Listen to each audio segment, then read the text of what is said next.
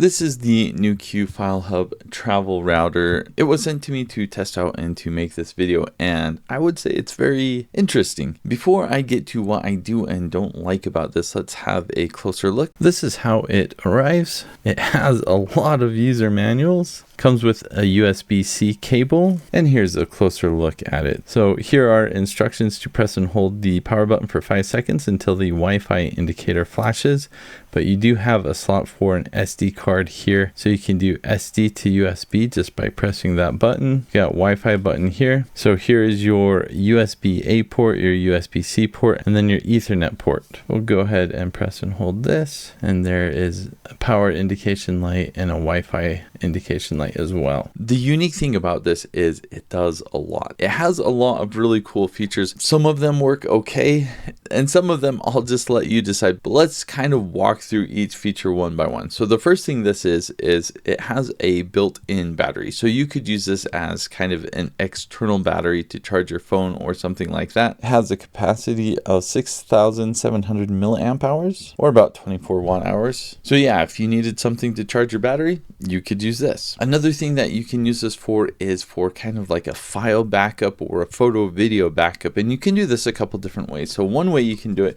is you can put your SD card in there. So say you're taking photos with your camera and you want to transfer it to a USB drive like this. You just plug them both in, you press the button, and it automatically does that. Now that's really kind of a nice feature. If you are a photographer and you are traveling super light, you don't have a computer or anything, and you don't for some reason have extra SD cards, or you just want to back up for some redundancy, that is where you would use that. Now I don't see that being a super common case. I think most photographers would probably just have a bunch of SD cards or a computer to help back up, but this just might be more convenient. Now you can do the same thing with your phones. If you download the app, it gives you some options where you can connect your phone to this device, and then it will download photos from your phone and you can back up on some external media like this. And this is something I see as being maybe a little bit more common if you want to free up some space on your phone. In fact, when you have the app open, it will back up the files and then give you an option to delete those files. This is something I know that my wife has tried to do a lot on her iPhone, but that's another way you could use this. And as a travel router, you can connect to the internet a couple different ways. So I could plug in Ethernet to this, and then I could connect to the Wi-Fi on this device. You can also do the same with Wi-Fi. So using the app, you can connect to Wi-Fi and kind of use this as bridge mode to connect to the internet that way. Now, I tested that out when I was plugged into Ethernet. It reduced my speeds from about 250 megabits per second down to about 50 megabits per second. And when I did Wi-Fi, it was abysmally slow, not really usable. It might be the way I have things set up, but I was not really at all impressed with the internet speeds as a travel router. When I connected my computer to this to view the photos that were on the SD card, and I was opening up photos and video files, they just loaded really slow. So honestly, for me, I think the most useful aspects of this are for using it as a power bank with the built-in battery, or for just getting some redundancy and backing up files in a quick and easy way. I can put this in a small camera bag where I wouldn't put a laptop. So if I was doing nature photography and camping or something like that, and I did not have a computer, this would actually be a good solution to get some redundancy or to move files back and forth to make sure that I didn't lose any information. Definitely an interesting concept.